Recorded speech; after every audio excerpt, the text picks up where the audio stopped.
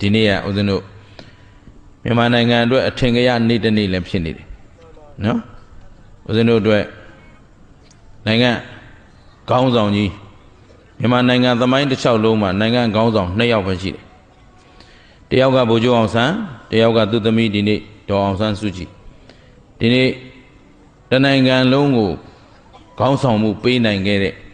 အမျိုးသားခေါင်းဆောင်ဒေါ်အောင်ဆန်းစုကြည်ရဲ့မွေးနေ့ဒါမို့လို့ဦးဇင်းကဒီနေ့ခေါင်းဆောင်ခေါင်းရဲ့ကျေးဇူးတရားဆိုတဲ့တရားကိုဟောပါတယ်လေပြန်ပြောခေါင်းဆောင်ဆိုတာအများရဲ့အကျိုးစီးပွားကိုရှေ့ရှုပြီးရွက်ဆောင်နိုင်သူကိုမှခေါင်းဆောင်လို့ခေါ်တယ်ဟုတ်ပြီနော်မြန်မာသမိုင်းတစ်လျှောက်လုံးမှာခေါင်းဆောင်2ယောက်ပဲရှိတယ်စောရကတက်ချင်နောက်မှကျောင်းကိုလာပြီးစောရကတက်ကြဟုတ်ပြီနော်အဲ့တော့လောလောဆယ်တော့ကျုပ်အငင်းခုံမလုပ်နိုင်သေးဘူးဦးဇင်းရဲ့ယုံကြည်ချက်အတိုင်းခေါင်းဆောင်ခေါင်းတို့ရဲ့အကျိုးစီးပွားဆိုတာကိုမြတ်စွာဘုရားရှင်ခေါင်းဆောင်ခေါင်းတို့ရဲ့ကျေးဇူးတရားဆိုတာကိုမြတ်စွာဘုရားရှင်ရဲ့အဆုံးအမဖြစ်တဲ့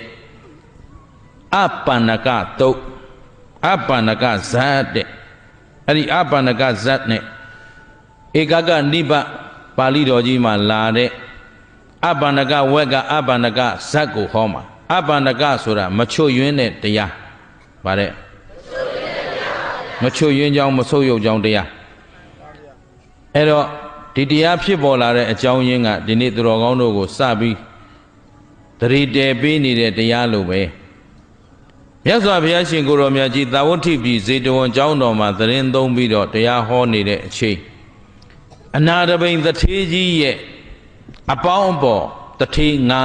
900ပါတယ်လေအနာတပိန်တထေးရဲ့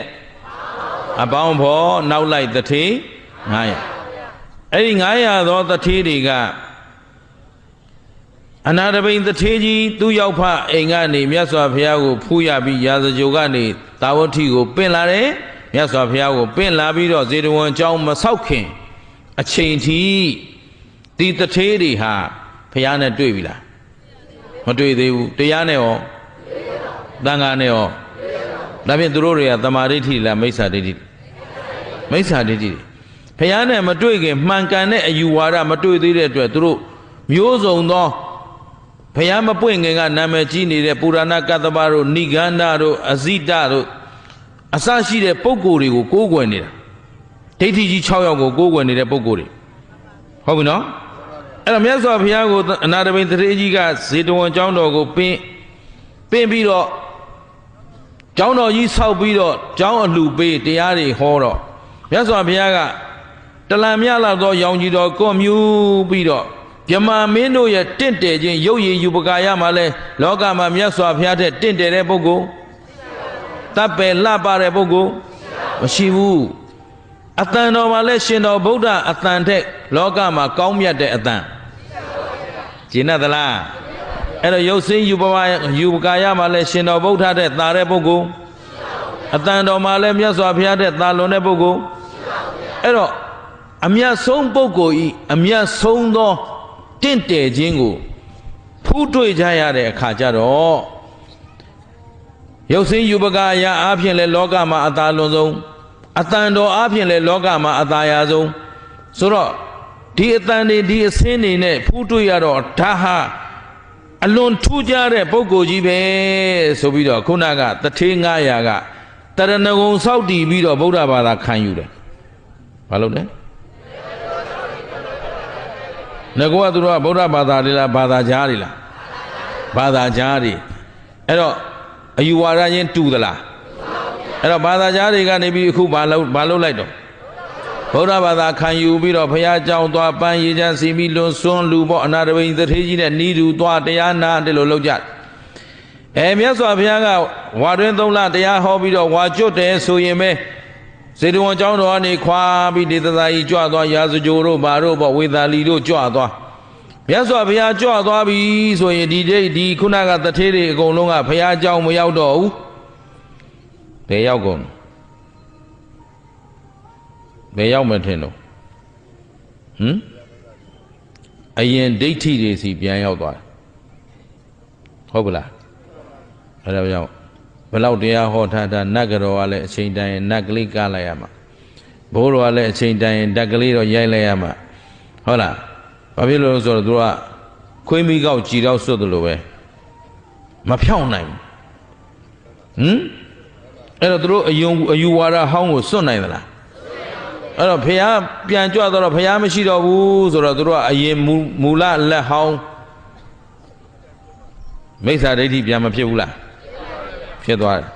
တခါမြတ်စွာဘုရားဒေသစာကြီးလဲလဲပြီးတော့ဝါဆိုဖို့တာဝဋ္ဌိရောက်လာပြန်ပြီဟေးဖះကြွလာပြီဆိုတော့အိုးနဲ့ပဲပြန်ရောက်လာသေသေးတော်ပြန်ရောက်လာပြန်ပြီအဲ့တော့ဗုဒ္ဓသာဝကတွေဖြစ်ပြန်ပြီဗုဒ္ဓသရဏံကိသာမိဓမ္မသရဏံကိသာမိသံဃာသရဏံကိသာမိလောက်ပြန်ပြီဟုတ်ပလားအဲ့တော့မြတ်စွာဘုရားရှိရင်ဗုဒ္ဓဘာသာဘုရားမရှိရင်ဘာသာကြားပြန်ပြောဘုရားမရှိရင်မိစ္ဆာဒိဋ္ဌိပေါ်ကကဲတယ်လို့ပဲဆိုကြပါစို့ဘုရားမရှိရင်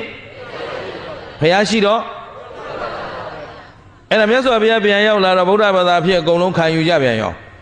ခံယူပြီးတော့မြတ်စွာဘုရားတခါဒေသစာကြီးကြွသွားပြန်ပြီဆိုတော့ဘယ်ရောက်ပြန်မလဲမိစ္ဆာဒိဋ္ဌိပြန်ရောက်သွားပြန်ပြီဒီလိုကနေတစ်ချိန်ကနေနှစ်ချိန်ကနေသုံးချိန်ဘုရားကြွလာရဲ့မြတ်စွာဘုရားကိုပင့်တဲ့နေရာပူဇော်တဲ့နေရာသူတို့ကထိတ်ဆုံးကအမလေးဘုရားတကားလိုကျောင်းတကားလိုတက်ကြွရှေ့ဆုံးကနေလို့အမလေးတရားပွဲတွေဆိုလဲသူတို့ဥဆောင်ပန်းတွေထိုးပေါ့နော်ရှေ့ဆုံးကဟိုမိစ္ဆာဒိဋ္ဌိတွေလာပြန်ပြီဆိုတော့လဲသူတို့ရှေ့ဆုံးကဟုတ်ပလားဥကြောင်ကြားတွေရှိဘူးလားအေးရှိတယ်မြင်မှုလားအဲ့ဒါမျိုးတွေမြုံပါပေါ့နင်တို့အရက်ပူပေါင်းသဘောပါလားငါတော့သိတယ်အဲ့စံပြလို့တတ်ထားတဲ့ရွာမှန်သမျှဦးကြောင်ကြားပေါ်အဲ့တော့နော်ဟိုဘက်ဆိုလဲသူတို့ပါဒီဘက်ဆိုလဲသူတို့ပါမှန်သလားဆိုတော့အယူမှန်ရှိသလားဖြောင်းမှတ်တဲ့အယူရှိအခုမြတ်စွာဘုရားရဲ့သာသနာကိုခင်ဗျားတို့ဘာကြောင့်ကိုးကွယ်တာလဲဘယ်အကျိုးငါကိုးဝယ်တယ်ကြည့်ခင်ဗျားတို့ဘာဘာသာတွေတို့မြတ်စွာဘုရားကိုယုံလားတရားကိုရောတန်ခါကိုရောဘုရားတရားတန်ခါကိုဘယ်အကျိုးငါကိုးဝယ်တာလဲအဲ့ဒီအလေကောင်ကခုဖြေလိုက်တဲ့ကလေးတွေတာရုကြံတဲ့လူတော့ကမ္မတကာပဲရှေ့ကတင်ထားပြီးသားတောင်လိုက်မဖြေတတ်ဘူးဆိုခင်ဗျားတို့တော်တော်လေးဝေးနေသေးတယ်လို့ပြောရမြတ်စွာဘုရားသည်လောကမှာပြစ္ဆုတ်ပံလောကသူလောကသားတို့ဤပြစ္ဆုတ်ပံအကျိုးတန်တရားအကျိုးနိဗ္ဗာန်အကျိုးငါပွင့်လာတယ်လို့မပြောဘူးလားဒီနေ့ဗုဒ္ဓဘာသာမှန်ရင်မြတ်စွာဘုရားကိုကိုးကွယ်တာဘယ်အကျိုးငါလဲပြစ္ဆုတ်ပံအကျိုးတန်တရားမလေးနိဗ္ဗာန်တစ်ခုတည်းမပြောနဲ့နိဗ္ဗာန်တစ်ခုတည်းလုံနေတဲ့လူနေတယ်ဒီထဲပါလားတရားမှမပါဘူးနိဗ္ဗာန်စောင့်ချလုံနေတဲ့ဆိုဒီပွဲကိုရောက်မလာဘူးပြောမနေတယ်ခင်ဗျားတို့ရှင်းလားကြီးကျယ်ပြီးပြောမနေတယ်ပြစ္ဆုတ်ပံစီးပွားခင်ဗျားတို့လိုချင်မလိုချင်ပြစ္ဆုတ်ပံစီးပွားကိုဘုရားသာသနာပေးနိုင်မပေးနိုင်အဲ့ဒါအရေးကြီးတယ်ကြောင်ဝါးတွေလုံမနေကြနဲ့ရှင်းလားတလောက်အော်ပြီးဟောနေတဲ့ထဲကကိုခင်ဗျားတို့ကအရက်ရောက်မှချမ်းသာမယ်ထင်ပြီးတော့ဘုရားဆန့်ကျင်အရက်ရောက်ဘီယာဆိုင်ဖွင့်နော်စံပြရွာတဲ့ဘီယာဆိုင်ပေါ်ဆုံးသဘောပါလားဘာစံပြပေးတော့ဆိုအရက်အများဆုံးရောင်းရလို့ဒါဆိုလမ်းမှန်ကမ်းမှဖြစ်မလားဖြစ်ဘူးဟိုမှာဗုဒ္ဓဘာသာနေရာတွေတဲ့သွားကြည့်လိုက်တယ်အရက်ဆိုင်ကြီးပဲအရက်ကြော်ညာနဲ့အရက်ဆိုင်အပေါ်ဆုံးဒါဖြင့်ဒါဟာဘုရားသာသနာကိုယုံလို့လားမယုံလို့လားတကယ်လိုက်နာနေတဲ့လူတွေလို့ပြောလို့မရဘူးဗုဒ္ဓဘာသာငါတို့သီရိလင်္ကာနိုင်ငံရောက်ခဲ့တယ်ဗုဒ္ဓဘာသာနိုင်ငံကြီးပဲအရက်ဆိုင်တစ်ဆိုင်မှမတွေ့ခဲ့ဘူးအဲ့တော့အရက်ဆိုင်မရှိဘူးလားရှိတယ်တဲ့အရှင်မြတ်အရက်ဆိုတာပုံးလို့ရတာတဲ့ဟိုခိုးကြောင်ခိုးဝဲလောက်ရတဲ့နေရာမှာရှိတယ်တဲ့ဟာကွာဗမာပြည်မှာအထင်ရှားဆုံးကအရက်ကြော်ညာနဲ့အရက်ဆိုင်ပဲရှင်းလားသဘောပေါက်သလားအဲ့တော့မြတ်စွာဘုရားအဆုံးအမတိုင်းနေရင်ခုခင်ဗျားတို့တမန်အာဇီဝနဲ့စီးပွားရှာစားတဲ့လူနဲ့မတမန်အာဇီဝနဲ့စီးပွားရှာစားတဲ့လူဘယ်သူကမြန်ချမ်းသာ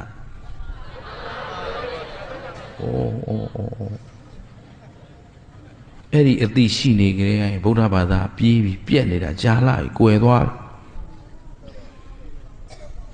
ငွေရတာကိုချမ်းသာတယ်လို့ခေါ်သလားငွေများများရတိုင်းချမ်းသာသလားကဲမခိုးပဲစီးပွားရှာတယ်လို့ခိုးပြီးစီးပွားရှာတယ်လို့ဘယ်သူကချမ်းသာလဲဖြေတော့ဖြေတတ်လာပြီးယုံကြည်အောင်အရင်လုပ်ဟိုခိုးတဲ့လူကအမြဲတမ်းကြောင်းကြနေရတာသူခိုးတာလဲလူမိမှဆိုရတယ်အမြဲတမ်းခိုးနိုင်အောင်လဲကြံစီနေရတယ်ပတ်စံဒုတ်ကြီးပိုက်ပြီးတော့ပူးလေလောင်းနေတာဗျို့မဟုတ်တာလုပ်တဲ့လူကအမြဲပူလောင်နေတယ်မေးကြည့်လိုက်ဒီတိုင်းကြည့်တာနဲ့ကိုသိတယ်ယဟန်မဟုတ်တာလုပ်လဲအဲ့ဒီမဟုတ်တာလုပ်တဲ့ယဟန်ငြိမ်ငြိမ်မနေနိုင်ဘူးရှင်းလားလူမဟုတ်တာလုပ်လဲလူဖြောင်းဖြောင်းမနေနိုင်ဘူးမှန်တာလုပ်တဲ့လူကဘယ်နေရာမဆိုဘယ်အခါမဆိုငြိမ်ချမ်းနေတယ်ရှင်းလားအဲ့တော့မခိုးပဲရှာတဲ့လူနဲ့ခိုးပြီးရှာတဲ့လူဘယ်သူချမ်းသာတယ်ထင်လို့အခုမှဟိန်းလိုက်ဟောက်လိုက်ချင်းလိုက်ချောက်လိုက်မှခင်ဗျားတို့ဝါဒပြောင်းသွားတာဒါကျုပ်ပြန်ရင်တစ်မျိုးဖြစ်အောင်မှာရှင်းလားဗုဒ္ဓဘာသာဆိုတာဒါခေါ်တယ်ယုံကြည်ချက်ခိုင်ခိုင်မာမာနဲ့ယက်တည်တော့ဘလောက်ငတ်နေမမှန်တာမလုပ်ဘူးကွာမမှန်တာမလုပ်ရခြင်းရဲ့ချမ်းသာကိုသိတဲ့လူမှဗုဒ္ဓဘာသာရှင်းမလားအဲ့တော့အခုအနာတပိန်သထေးရဲ့တငယ်ချင်းတွေနောက်လိုက်900မြတ်စွာဘုရားရှိလာရင်တို့ဘာဘာသာတော့ဘုရားပြန်သွားရင်ဘုရားပြန်ရောက်လာပြီဘုရားပြန်သွားပြန်ပြီကဲဒီတော့တို့မှခံယူချက်ခိုင်ခိုင်လုံလုံသာသနာရဲ့အနှစ်သာရကိုသိသလားမသိဘူးအဲ့တော့အဲ့လိုအချိန်ချင်းဖြစ်နေတော့နောက်ဒီသတင်းကမြတ်စွာဘုရားထံရောက်သွားရောရောက်သွားတော့မြတ်စွာဘုရားနောက်တစ်ခါပြန်ကြွလာတော့ပန်းဝင်းကြီးကလည်းတိုင်ပြီယဟန်တွေကလည်းတိုင်ပြီအရှင်ဘုရားရှိဆုံးတာအဲ့ဒီလူတွေကဆွမ်းလောင်းတာအရှင်ဘုရားမရှိမလောင်းတော့ဟုတ်ပြီနော်အရှင်ဘုရားရှိဆုံးတာတရားနာလာတာအရှင်ဘုရားမရှိရင်မလာတော့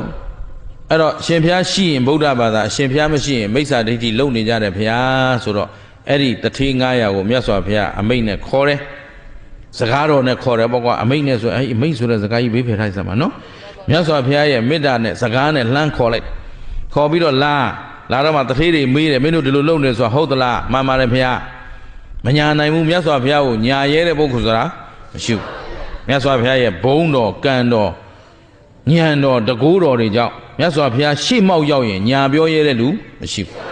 အဲ့တော့မင်းတို့ဒီလိုပဲငါရှိရင်တစ်မျိုးငါမရှိရင်တစ်မျိုးလုပ်နေတယ်ဆိုတာဟုတ်သလားဟုတ်ပါတယ်ခင်ဗျာ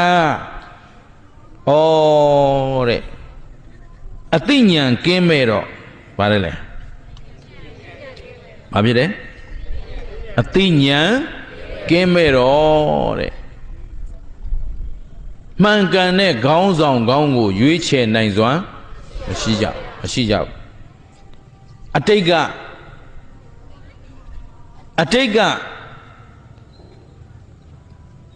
ခေါင်းဆောင်ခေါင်းနောက်မလိုက်မိခဲ့ကြလို့အကျိုးစီးပွားပြတ်သွားကြတဲ့ပုဂ္ဂိုလ်တွေခေါင်းဆောင်ခေါင်းနောက်ကိုယုံကြည်လိုက်ခဲ့ကြလို့ကျေးဇူးများသွားကြတဲ့ပုဂ္ဂိုလ်တွေအထင်ရှားရှိခဲ့တယ်ကွာမြတ်စွာဘုရားဒီလိုပြောတယ်ဟုတ်ပြီနော်အဲ့ဒီမှာရှိတော့အနာမှာရှိတဲ့အရှင်အနန္ဒာကထပြီးတောင်းပန်တယ်အရှင်ဘုရားယခုပြစ္ဆုတ်ပံမှာတော့ဒီတထေးတွေတရွယ်တွေဟာမှန်ကန်တဲ့ဥဆောင်မှုနောက်ကိုမလိုက်နိုင်ကိုးကွယ်မှုကိုယုံကြည်ပြတ်သားမကိုးကွယ်နိုင်ကြတဲ့အတွက်ဒီပုဂ္ဂိုလ်တွေဗျံပရာဖြစ်နေကြတာတပည့်တော်တို့မျက်မြင်ဒိဋ္ဌဖြစ်ပါပြီအတိတ်ကဘယ်လိုသောပုဂ္ဂိုလ်တွေဟာပျက်စီးခဲ့ကြပြီးတော့ဘယ်လိုပုဂ္ဂိုလ်တွေကျေးဇူးများခဲ့တယ်ဆိုတာတပည့်တော်တို့အားအစဉ်သနာခြင်းကိုအကြောင်းပြု၍သိအောင်ဆုံးမပေးတော်မူပါဗျာဆိုပြီးအရှင်အနန္ဒာတောင်းပန်တော့မှအေဟေးတဲ့အတိတ်ကဗာရာဏသီပြည်မှာဗျမရမင်းကြီးအုပ်ချုပ်နေတော့ဗါတဲ့ဗာရာဏသီပြည်ရဲ့ဗျမရမင်းရဲ့ဒါခက်သလားအားလုံးမှတ်မိတယ်နော်ဘယ်ပြည်မှာမင်းကဒါဗုဒ္ဓဘာသာမြန်မာလူမျိုးတွေနဲ့မစိမ့်တဲ့စကားပါဗာရာဏသီပြည်မှာဗျမရမင်းကြီးအုပ်ချုပ်နေတော့တယောက်သောပညာရှိလှဲကုံတဲ့ဟာလှဲသား900နဲ့ကုံရောင်းကုံဝယ်လုပ်တယ်လှဲသားဘယ်လောက်ပညာရှိလှဲကုံတဲ့ဗါတဲ့အဲ့တော့သူကဥဆောင်ပြီးတော့မှ ခေါင်းဆောင်လှုပ်ပြီးတော့မှအယောင်းဝယ်လှုပ်တာသူ့နောက်လိုက်ဘယ်လောက်ရှိတော့နောက်လိုက်900ရှိတယ်အဲ့တော့တခုသောကာလမှာအယောင်းဝယ်လှုပ်ဖို့အတွက်ဟိုးဝေးလံသီခေါင်တဲ့ကန္တာရခကြီးတွေကိုဖြတ်ပြီးတော့ကုံရောင်းကုံဝယ်လှုပ်မယ်ဝေးသွားပြီးများရောင်းမှအမြတ်ဆုံးများရချမ်းသာမှာဆိုတော့စီးပွားရှာနေတဲ့ပုံကိုယ်တွေပြီးအယောင်းဝယ်ထွက်ကြဖို့ကုန်ပစ္စည်းတွေစုကြလဲတွေနွားတွေပြင်ညဆင်ညလှုပ်နေသလိုအဲ့ဒီဗာရာဏသီပြည်မှာပဲတခြားသောလဲကုံတဲ့တယောက်ကလည်းလဲသား900နဲ့အတူဟုတ်ပြီနော်ကုံရောင်းကုံဝယ်လို့ဖို့ပြင်နေတယ်ဆိုတော့သူတို့ကုံရောင်းသွားမဲ့အချိန်ကတစ်ချိန်တည်းဖြစ်နေတယ်ပြောကုံရောင်းသွားမဲ့အချိန်ကဒါဖြင့်သွားမဲ့ခရီးကိုပညာရှိလဲကုံတဲ့ကဒါဆိုရင်သူတို့ဘယ်ကိုသွားမှလဲသွားစုံစမ်းမေးစမ်းဆိုတော့သွားမဲ့ခရီးကလည်းတူနေတယ်ဗါတဲ့သွားမဲ့ခရီးကလည်းတူနေတယ်သွားမဲ့အချိန်ကလည်း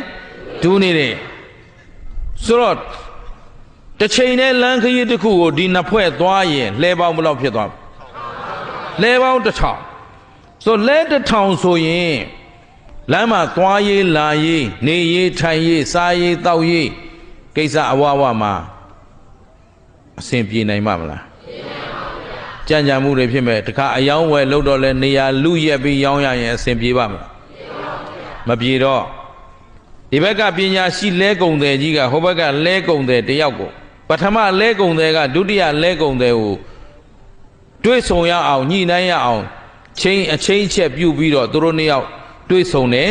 တွေးဆုံပြီးတော့ငါတို့မင်းဘယ်နေရာကိုသွားမှလဲဒီနေရာကိုသွားမှဘာကုံနေပါလဲဒီကုံပါတယ်အေးငါလည်းဒီကုံပါတယ်ဒီနေရာသွားမှဘယ်အချိန်တုန်းဒီချိန်ဘယ်ရက်တုန်းဒီရက်ပေါ့လေနေကောင်းရက်သားကစအကုန်တူနေမှာပေါ့ဒီတော့ဒီလိုဆိုရင်တော့မဖြစ်ဘူးတဲ့တို့နှစ်ဖွဲ့အတူသွားရင်အယောင်းဝယ်မှာအကျိုးမြတ်များဖို့မလွယ်ဘူးဒီတော့တို့တွေရှေ့နောက်ခွဲသွားမှတော်မယ်အဲ့တော့မင်းရှေ့ရသွားမလားငါရှေ့ရသွားမလားဆိုတာငါတို့ရွေးချယ်မှဖြစ်မယ်အဲ့တော့ငါကအကြီးဖြစ်တယ်ကွာတဲ့မင်းကိုဦးစားပေးမယ်မင်းကြိုက်တယ်လို့လုံးတဲ့ရှေ့ရသွားမလားနောက်ကသွားမလားဟုတ်လားကဲတို့တရားဓမ္မတွေဆုံးဖြတ်ပေးပါဦးရှေ့ရသွားမလားနောက်ကသွားမလားဘာဖြစ်လို့အဲ့ဒီမှာမဲခွဲရမယ်နော်မစိုးပါဘူးအဲ့တော့ဦးစားပေးအနေနဲ့ပြောလိုက်တော့ဒုတိယလဲကုံတယ်ကစဉ်းစားတယ်သူအကြံဉာဏ်ရှိတယ်အကြံရှိတယ်ပေါ့လေ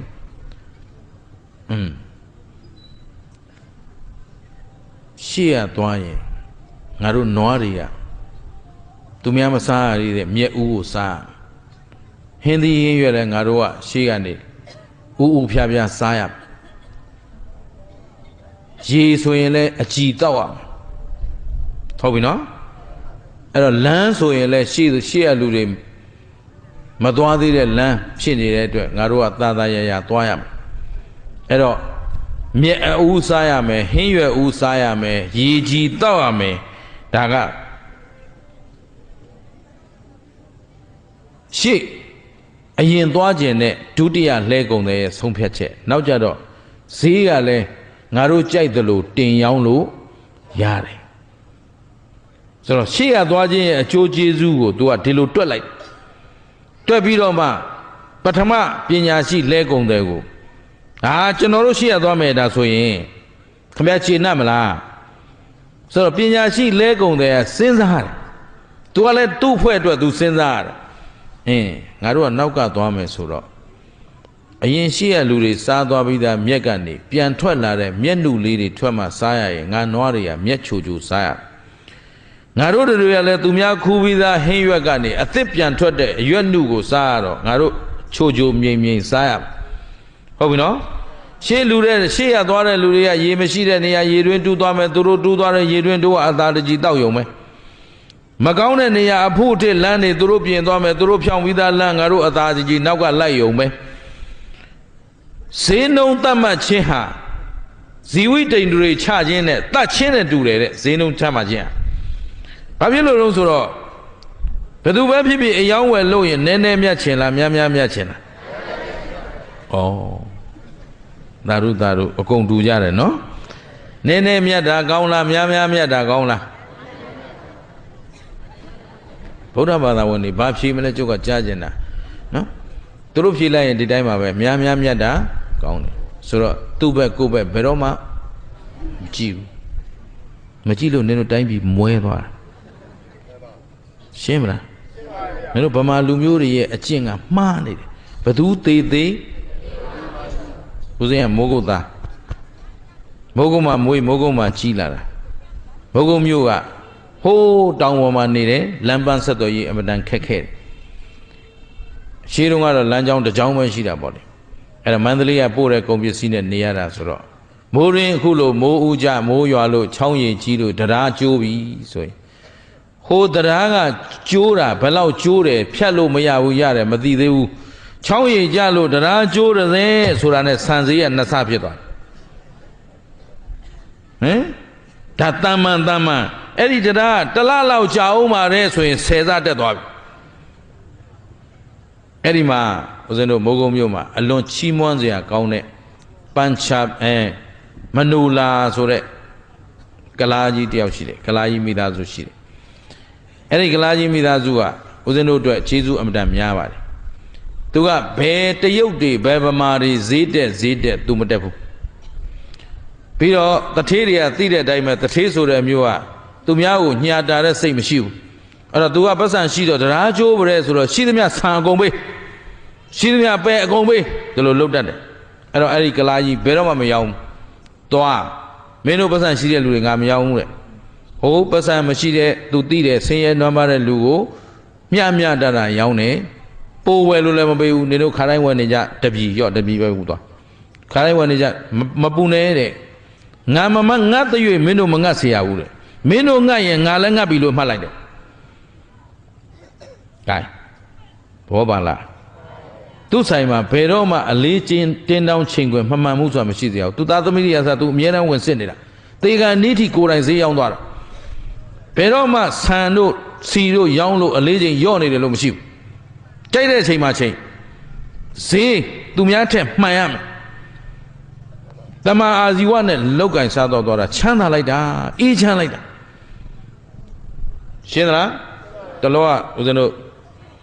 တမူးဘက်ကိုသွားရင်နဲ့သူညီတဝမ်းခွဲတော်တဲ့ပုဂ္ဂိုလ်တယောက်နဲ့တွေ့တာဒီအကြောင်းလေးပြောပြသူကလည်းကြားဘူးတယ်တဲ့ဘုန်းကြီးပြောတာကြားဘူးတယ်တပည့်တော်ဂုံယူလွန်းလို့တဲ့တပည့်တော်တို့အမျိုးတွေအကုန်လုံးတမန်အာဇီဝကိုပဲမြတ်စွာဘုရားအဆုံးအမအတိုင်းဖြောင်းပြောင်းမတ်လောက်ကင်စားတော့ခဲ့ကြပါတယ်ဗျာတဲ့ဒီနေ့အထိဘယ်သူမှဘာဒုက္ခရောက်တယ်လို့မရှိဘူးဟုတ်ပလားသဘောပါပြီလားအဲ့တော့များမြတ်တိုင်းကောင်းသလားကဲဘယ်လိုမြတ်တာကောင်းလဲမြတ်မြတ်တာကောင်းတယ်သူ့ဘို့ကိုဘို့သူ့ပဲမြတ်တာအောင်ကြည်တတ်ဖို့မလိုအပ်ဘူးလားအဲ့တော့ဒုတိယလူဆိုတာပထမလူတတ်မှတ်တဲ့ဈေးနောက်ကိုလိုက်ရုံပဲဆိုတော့ကိုကဘသူ့ကိုမှလိုက်ပြီးတတ်နေစရာမလိုတော့အမှန်တန်အပြစ်မကင်းဘူးလားရှေ့လူတောင်းရောင်းသွားတဲ့ဈေးတိုင်းရောင်းရုံပဲချရောင်းနိုင်ကိုကချရောင်းသွားရုံပဲဆိုတော့ဈေးခေါ်ပြီးရောင်းနေစရာမလိုတော့တဲ့အတွက်အပြစ်ကင်းတယ်တဲ့ဒီတော့ဒါဒုတိယလူရဲ့စဉ်းစားချက်ပထမလူရဲ့စဉ်းစားချက်အဲ့တော့ပထမလဲကုံတဲ့ကဒုတိယလဲကုံတဲ့ကိုကောင်းပြီတဲ့ငါညီမင်းကအရင်သွားမယ်ဆိုသွားနေတဲ့ငိုတို့တစ်လခွဲ2လလောက်မင်းတို့သွားပြီးပြန်တော့မယ်အချိန်လောက်မှငါတို့ဒီကစထွက်မယ်ဟေးကဲသွားကြချမ်းသာဆိုတော့ဒုတိယလဲကုံတဲ့ကသူ့ဆုံးဖြတ်ချက်တိုင်းအရင်ထွက်တယ်လဲသားဘယ်လောက်နဲ့900ကိုဥဆောင်ပြီးတော့မှထွက်ပါပြီသူ့ရဲ့အစီအစဉ်တိုင်းဆိုတော့ထွက်သွားကြတော့လမ်းမှာပထမလဲကုံတဲ့စဉ်းစားသလိုမြက်ဥစားရမယ်ဆိုတော့အဥမစားရဘူးလားစားတော့မြက်နုလားမြက်ကျန်းလား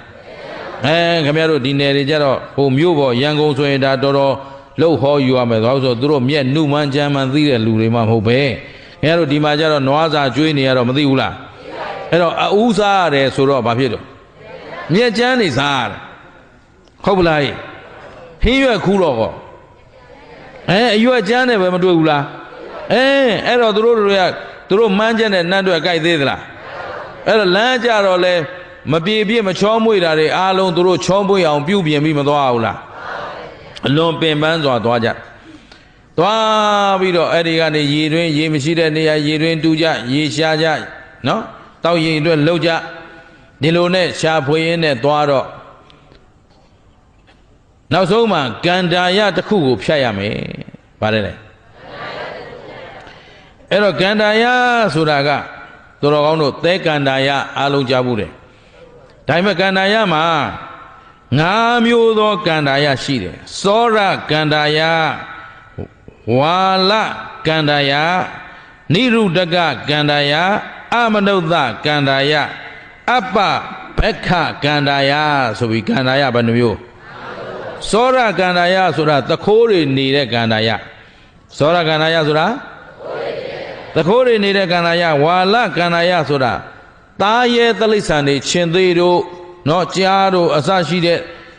အမတန်ရက်ဆက်ကြမ်းကြုတ်တဲ့သားစားတရဝါတွေကိန်းအောင်နေတဲ့ကန္တာယနောက်နိရုဒ္ဒကကန္တာယဆိုတာရေလုံးဝမရှိတဲ့ကန္တာယဟုတ်ပလားနောက်တစ်မျိုးကအမနုဿကန္တာယဆိုတာဘလူးတွေကြီးစိုးတဲ့ကန္တာယဘာကြီးစိုးတယ်ဘလူးတွေကြီးစိုးတဲ့ကန္တာယနောက်တစ်ခုကအပ္ပဘက္ခကန္တာယဆိုတာစားပွဲတောက်ပွဲအသီးရွက်ဘာညဆုံးဘာတစ်ခုမှမရှိတဲ့ကန္တာယကန္တာယဘယ်နှမျိုးလဲအခုလဲကုန်တယ်တွေဖြတ်မဲ့ကန္တာယကတကယ်ကတော့နိရောဓကကန္တာယဆိုတဲ့ရေမရှိဘူးဘာမရှိဘူးအဲ့ဒီကန္တာယခရီးတစ်လျှောက်လုံးမှာရေရှိတဲ့နေရာတစ်ခုမှမရှိသလိုဘာနဲ့ရောပြောနေသလဲဆိုတော့အမနုဿကန္တာယဆိုတဲ့ဘလူးတွေနေတဲ့နေရာလည်းဖြစ်နေတယ်ဘသူတွေနေတဲ့နေရာဒါဖြင့်သူတို့ဖြတ်မဲ့ကန္တာယသည်ကျမ်းမ်းတဲ့ကန္တာယနှမျိုးရောစပ်နေတယ်တစ်ခုကဘာမရှိဘူးနောက်တစ်ခုကအဲ့တော့ဘလူးတွေကိန်းအောင်နေတဲ့ရေမရှိတဲ့ကန္တာယဟုတ်ပလားဟဲ့အဲ့တော့ဒီကန္တာယကြီးကိုဖြတ်တော့မယ်ဆိုတော့လဲကုန်တယ်မူကသိပါတယ်ဒီကန္တာယဒါမင်းတို့ငါတို့ဒါရေမရှိတဲ့ကန္တာယအဲ့တော့ဒီကန္တာယငါတို့ဖြတ်ရင်ခက်ခဲလိမ့်မယ်ပင်ပန်းလိမ့်မယ်အဲ့တော့ရေတွေစုကြဆောင်းကြရေလုံလောက်တင်ကြချက်ဖို့ပြုတ်ဖို့စားဖို့တောက်ဖို့နော်လမ်းမှာရေကိုချွေတာသုံးဆိုပြီးတော့ရေကိုစုရိတ်ခါစုပြီးတော့ကဲကန္တာယခရီးဖြတ်ကြမယ်ဆိုဖြတ်တော့ကန္တာယခရီးကိုတကယ်တော့သူတို့လာချီဖြတ်အဲ့ဒီမှာပထမ1ရက်2ရက်ဖြတ်ပြီးတဲ့အခါလူတွေလည်းကန္တာယထဲသွားတယ်ဆိုတော့ညအခါမှာခရီးထွက်ရတယ်နေ့အခါမှာစရဲချပြီးတော့နွားတွေမသွားနိုင်လို့အရေးအာဝါဒထိုးပြီးတော့နေ့အခါမှာနားချက်ပြုတ်စားပေါ့ဆိုတော့တတရရဲ့နေဝင်ရည်တရောအရေးအချိန်နေလေးအေးပြီးတို့ထွက်ကြစို့ဆိုထွက်တဲ့အချိန်မှာရှေ့တဲ့ကနေပြီးတော့လူတတိုက်ကတခါတည်းကြာရိုးကြာဆွဲကြီးတွေစားကြာပဲ့ကြီးတွေမိုးကြာပဲ့ကြီးတွေဆောင်းပြီးတော့နေဝင်ရည်တရောပေါ့လေနေလေးမဝင်တဝင်းအချိန်လေးမှာလဲနဲ့တတိုက်လာတယ်ရည်တွေလဲဆိုလို့ရွှွန့်ပွက်တွေလဲပေလို့ဆိုတော့ပျော်ပျော်ပါးပါးနဲ့တချင်းတွေဆိုပြီးလာတော့ဒီဘက်ကလှဲတွေပြင်ပြီးခီးထွက်ကြတော့မဲ့ပုံကိုယ်တွေကဟာဟေးကြည်စမ်းမအောင်ကွာရှေ့ရလူတွေကြာရိုးတွေစားကြာဘက်တွေမိုးပြီးတော့ကြာပန်းတွေနဲ့ရေတွေလဲရွှဲလို့ရွှွန့်ပွက်တွေနဲ့လာကြတာဟေးကြည်ကြအောင်မွေးကြစမ်းမအောင်ရှေ့မှာရေရှိသလားဆိုတော့လာတဲ့ပုံကိုယ်တွေကိုမေးပြီးဒုတိယလဲကုန်တယ်မူကဟေးသင်တို့ဘယ်ရလာတော့ဟာဒီရှိရလာတာဟိုရှိမှညိုနဲ့တွေ့လားအမေထင်အောင်ထင်မှညနေပိုင်းနေဝင်ကြီးတရောဆိုတော့နောက်ကန္တာယထဲမှာလည်းရှိမှနည်းနည်းစိမ့်ညိုလိုဘာလိုဖြစ်နေတယ်မှိုင်းတိုင်းဒီတော့အဲ့ဒီကလာခဲ့တာတဲ့သင်တို့ကကြည့်ရတာကြာရွက်တွေကြာစိုးတွေနဲ့အဲ့ဒီမှာရေကန်တွေအမလေးရေကန်ကြီးတွေအကြီးကြီးတွေနော်ကြာရိုးကြာဆွဲတွေနဲ့မိုးပါလဲရွာဟိုရောက်တော့နင်တို့ဘာမှပူစရာမလိုဘူးငါတို့ကြည့်တော့လဲမှာရွှွန့်နေနဲ့ဆိုတော့နောက်ကလဲကုန်တယ်မူကဟုတ်သလားနင်တို့လဲရဘာတွေတဲလာတာလဲဟိုဘက်ကလူတွေမေးပြီအာကုံရောင်းကုံဝယ်သွားမလို့ကန္တာယဖြတ်မှာဆိုတော့ကုံကနည်းပါဘာများသေးရရေများဘာများသေးရတယ်ရေနဲ့စားနာရိတ်ခါကများနေတာနောက်ကလဲတွေကဒါတွေပဲလို့ဆိုတော့အမလေးမလို့တို့သာကြည့်ဆိုပြီးမှသူကသချင်းတကြောနဲ့သွားပြီးသူတို့မမြင်ကြွယ်ရလဲရောက်ကြောအဲ့ပုံကိုယ်တွေကပျောက်သွားအဲ့ပုံကိုယ်တွေပါတယ်တော့ခင်ဗျားတို့ဒီလောက်ဆိုသိပါတယ်ဒီလောက်ပါပြီးသားတွေပါနော် ဘလူးတွေကလူတွေကိုလှည့်စားခြင်းလို့လုံလာတာဒါပေမဲ့လဲကုန်တွေကနောက်ကလူတွေကိုမနိုင်ဘူးနောက်ကလူတွေဟာဒါဆိုရင်နွားတွေပင်ပန်းတယ်ကွာငါတို့ရေတွေထားခဲ့ကြစို့ဆိုလဲကုန်တွေကလည်းအေးဒီတိုင်းဆိုရင်ရှေ့မှာညို့ညို့ဒီတညနေညခီးလောက်သွားရင်တို့ရောက်ပြီကွာအဲ့တော့တို့တညစာလောက်တင်ထားကျန်တာတွေအကုန်ချလိုက်ကြတော့စားထဲမှာတော့အကုန်ချတယ်လို့ပြောတယ်တညစာတော့မပါတော့ဘူးနော်ရေတွေအကုန်လုံးအိုးတွေအကုန်လုံးသွန်ပြစ်ခွဲပြစ်နော်ပြီးတော့ကဲငါတို့ဝန်ပေါ့နဲ့ခရီးဆက်ကြစို့ဆိုပြီးဆက်ကြအဲ့တော့တညလုံးခရီးဆက်မနေ့ရောက်တော့နေဘူးတောက်เสียရေရှိသေးလားတောက်เสียထားလို့ချက်ပြုတ်စားเสียလည်းမရှိတော့ရေတွေအကုန်ထားပစ်ခဲ့ပြီဟုတ်ပြီနော်အဲ့တော့တို့တွေအတွက်နေ့လယ်မှာနားတဲ့အခါရိတ်ခါစားเสียမရှိတော့နေပူကိုအန်တုကိုတောက်เสียရေလည်းမရှိတော့အလုံးပင်ပန်းနွမ်းနယ်ပြီးတော့ဒုက္ခမရောက်ဘူးလားဒါဖြင့်ဒီပုံသေးမှာပညာရှိလို့လားမရှိလို့လားခေါင်းဆောင်ကောင်းလားခေါင်းဆောင်ညံ့ညံ့တဲ့ခေါင်းဆောင်နဲ့တွေ့တော့နောက်လိုက်အားလုံးပင်ပန်းနွမ်းနယ်ပြီးတော့ဒုက္ခရောက်အားလုံးအားနေနေပြီးတော့မလုံနိုင်ညံ့နေလဲစောင်းရောနွားလည်းမထနိုင်တော့ဘူးလူလည်းမထနိုင်တော့ဘူးဆိုရင်ညရောက်တော့ဘယ်သူလာကဲအားလုံးဘာသာဖြစ်သွားရှင်းသလားဘာညံ့လို့သူများပြောစကားယုံနော်ကိုယ်ပိုင်အသိဉာဏ်မရှိတော့တလန်းလုံးမှလည်းသူတို့မပင်ပန်းဘူးလားပင်ပန်းတယ်အခုနောက်ဆုံးကြတော့လဲအောင်မြင်သွားသလားပျက်စီးသွားအဲ့တော့လဲကောင်းဆောင်အပြင်အားလုံးဘလူးစာမိသွားတလခွဲ2လလောက်နေတော့ကြတော့ပညာရှိပထမလဲဘူးကသူ့လဲသားတွေစုကဲငါတို့ဟိုကောင်တွေသွားတာ2လလောက်ရှိပြီဒီချိန်လောက်ဆိုသူတို့ပြန်လာတော့ပြီခန္ဓာရလဲလွန်တော့ပြီအဲ့တော့တို့တွေသွားကြစို့ဆိုသွားကြတော့သူတွက်ထားတဲ့အတိုင်းစားရတဲ့မြက်ကမျက်နှုကိုမစားရဘူးလားနွားတွေမျက်နှုကိုစားရတယ်ဟင်းရွက်အနှုကိုစားရတယ်တောက်ရည်အယံသင့်မဖြစ်ဘူးလားဖြစ်တော့သူတွက်ထားတဲ့အတိုင်းလမ်းကလည်းရှေ့လူတွေပြုပြင်သွားတဲ့လမ်းမှာအလွယ်တကူအသာတကြီးသွားလို့မရဘူးလားကဲဒီတော့ဘသူကပညာဖို့ရှိလဲဒါကြောင့်ပထမလှဲမှုကဒုတိယလှဲမှုကိုဝေဖန်တဲ့အခါနောက်ကြရင်သူပြောပါလိမ့်မယ်အကြံသာရှိဉာဏ်မရှိတဲ့ပုဂ္ဂိုလ်ဗါတဲ့အကြံနဲ့ဉာဏ်နဲ့မတူဘူးနော်ရှေ့လူကလည်းသူ့အကြံနဲ့သူမကြံဘူးလားဒါပေမဲ့အကောင်းဆိုးအကြောင်းကျိုးအမှားမှန်ခွဲခြားနိုင်တဲ့ဉာဏ်တော့မရှိတော့အခုသူတို့ဒုတိယလဲကုန်တဲ့နဲ့လဲ900ငလဲသား900ဘာသာမိသွားဒုတိယလဲကုန်တဲ့မူကပညာရှိလဲကုန်တဲ့ပြီးသူတွက်ထားတဲ့အတိုင်းနွားတွေမျက်နှုစားတော့အားမရှိဘူးလားချိုချိုမြင်မြင်စားရတဲ့ဟင်းရွက်နှုချိုချိုမြင်မြင်စားရတဲ့တောက်ရည်သုံးရည်အရန်သင်းလဲကလမ်းကလည်းပြေးပြေးပြီးသားဆိုပြီးတော့သူတို့သွားကြတော့ကဲကြားပါတယ်တူတူပြောခန္ဓာရရောက်ဘယ်ရောက်ခန္ဓာရရောက်တော့ပညာရှိလဲကုန်တဲ့ချိလိုက်တယ်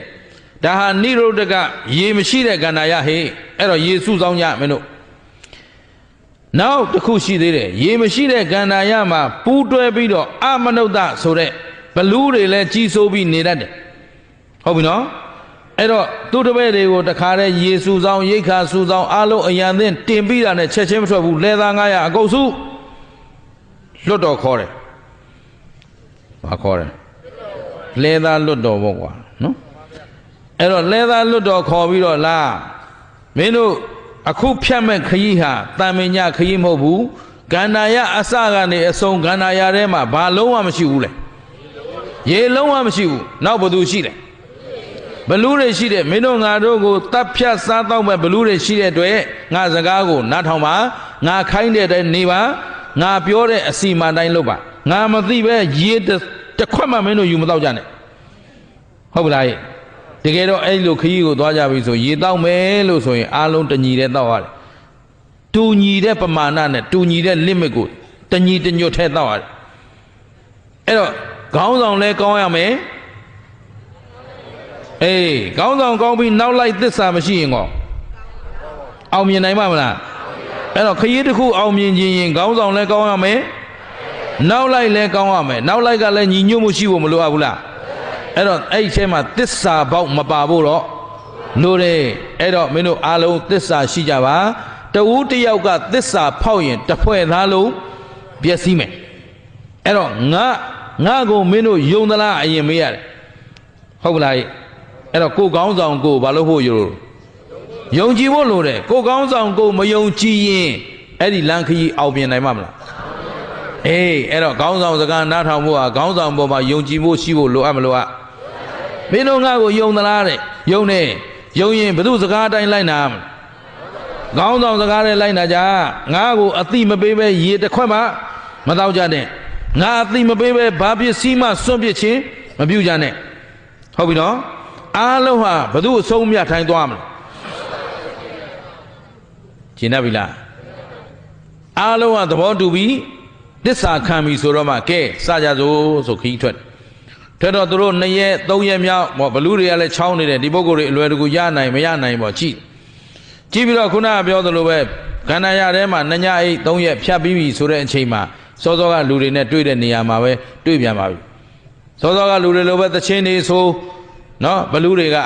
ကြာရိုးကြာစွဲတွေစားဝါပြီးတော့ကြာဘက်တွေစောင်းရှုံးဘက်တွေနဲ့နွားလဲတွေရောလူတွေရောဆိုလို့ပေါ့လေဒါရေတွေရှိတဲ့ပုံစံမျိုးဖန်တီးပြီးလာဖះလောင်းနဲ့တွေ့ပြီတော့ဘုရားလောင်းကရှေ့ဆုံးကဥဆောင်သွားတယ်အဲ့ဒီလဲပညာရှိမှုကလဲကုံတဲ့ပညာရှိမှုကဘုရားလောင်းအဲ့တော့လဲကုံတဲ့ပညာရှိကြီးနဲ့တွေ့တော့ပညာရှိကကြည့်လိုက်တယ်အဝေးကလာကြတဲ့ကအကဲခတ်တယ်နေဝင်ဖြိုးပြဆိုတော့နေရောင်ရှိနေသေးတယ်အဲ့တော့နေရောင်ရှိနေပေမဲ့အဲ့ဒီရှေ့ကလာတဲ့လှဲမှာနွားလဲအရေးမထွက်ဘူးလဲလဲအရေးမထွက်ဘူးလူလဲအရေးဟောနံပါတ်1သတိထားမိပြီအဲ့တော့ပညာရှိဆိုတာဘာရှိဖို့လို့တတိရှိဖို့လိုတယ်ပညာရှိဟာတတိကင်းလို့ရင်သူ့ပညာတွေအသုံးချလို့မရတော့အဲ့တော့အသိဉာဏ်ရှိရင်အသိဉာဏ်ကိုအသုံးချနိုင်ဖို့တတိမြဲဖို့လိုအပ်မလို့อ่ะ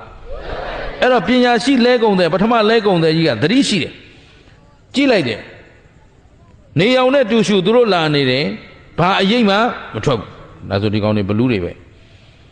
ပျော်ပျော်ပါးပါးနဲ့လာနေကြတယ်ဆိုတော့ဟေးဘယ်ကလာကြလဲဒီဘက်ကလာတာမင်းတို့ပဲသွားမလို့ငါတို့လည်းအဲ့ဒီဘက်သွားမှာပဲအဲ့ဒီဘက်သွားမှာမင်းတို့ဘာဖြစ်လို့ဟိုမှာမိုးတွေရွာနေတာငါတို့ဒီမှာအကုန်စုံလို့အဲ့တော့ကြာရိုးတွေကြာဆွဲတွေနဲ့ဘယ်ရလဲဟိုဘက်မှာရေကန်ကြီးတွေအများကြီးပဲတော်လုံးတောင်လုံးရေကန်တွေမိုးကပြတ်တယ်လို့မရှိဘူးအဲ့ဒီဘက်မှာအမေဟိုကရုပ်တည်ရှိအောင်ပြောတာဟုတ်ပြီနော်အဲ့တော့တို့လဲတွေတောင်ရှုပ်ဘက်တဲ့အတော်ယုံလာတာဒီမှာကြည့်ပါလားမင်းတို့ဘာတွေသဲလာသလုံးဒီလိုပဲရေတွေသဲလာတယ်မလေးသဲမလေးနဲ့သဲမလေးနဲ့အဖိုးတွေနွားပန်းနဲ့လူပန်းနဲ့ရှေ့ဆိုရောက်ပြီဟုတ်ပြီနော်ဆိုတော့သူတို့သွားတော့အဲ့ဒီလိုပြောဆိုသွားကြတော့နောက်ကပင်ပင်ပန်းပန်းရေတွေတည်ရတဲ့လူတွေကဒုတိယလဲကုံတဲ့ရဲ့လဲသားတွေလိုပဲအရေးဆိုလာဟာလဲမှုကြီးခင်ဗျားကြားတဲ့အတိုင်းပဲဒါမျက်မြင်ကိုယ်တွေ့ဘာမှတန်တရားဖြစ်ဆံမလို့ကျတို့ရေတွေထားကြတော့မယ်ဟေးအဲ့လဲသားတွေအကုန်စုလိုက်စမ်းစုဒါမျိုးဆိုတာညီညွတ်ဖို့လိုတယ်ဟုတ်ပြီနော်တယောက်တစ်ပေါက်တယောက်တည်းတပွဲတည်းတဆူတည်းကြံလို့မရအဖြေထုတ်ပြီဆိုရင်အကုန်ပါမှရတယောက်ယောက်ကြံနေခဲ့ရင်အဲ့ဒါတွေးကွဲတတ်တယ်ဟုတ်ပလားအဲ့တော့လဲသားဘယ်လောက်ဆူလိုက်900အကုန်လားကဲမင်းတို့ကငါမေးမယ်တဲ့မင်းတို့လည်းထိုက်တန်သလောက်ဘုဟုတုတရှိတဲ့ပုံကိုယ်တွေပဲခုနကလဲနဲ့ဖြတ်သွားတဲ့ပုံကိုယ်တွေဟာသူကဘလူးတွေလို့မပြောသေးဘူးသူ့လူတွေကြောက်မှဆိုလို့ရှေ့ကလဲနဲ့ဖြတ်သွားတဲ့ပုံကိုယ်တွေကမိုးတွေရွာနေလို့ဘွက်တွေပေးနေတယ်လို့ပြောတယ်နော်တဲ့ဟုတ်တယ်ဒါဖြင့်သူတို့ဖြတ်သွားတဲ့လမ်းတစ်လျှောက်မှာရေဆိုနေသလားကြီးတဲ့ကန္နာရတဲ့ဖြတ်လာတာရေရှိပါမလားရေမရှိဘဲနဲ့သူ့လဲကဘွက်တွေပေးနေတယ်ဟုတ်ပြီနော်အဲ့တော့အလွယ်ဆုံးပြောမယ်မိုးသက်လေဟာတဲ့အလုံးမှတ်ထားမိုးရွာတော့မယ်ဆိုရင်မိုးသက်လေလေးမတိုက်ဘူးလားမိုးသက်လေလေးလေပြေလေးအေးအေးလေးတိုက်လာတယ်မိုးဘွားလေးတွေတောင်တစ်ခါတလေပါတတ်တယ်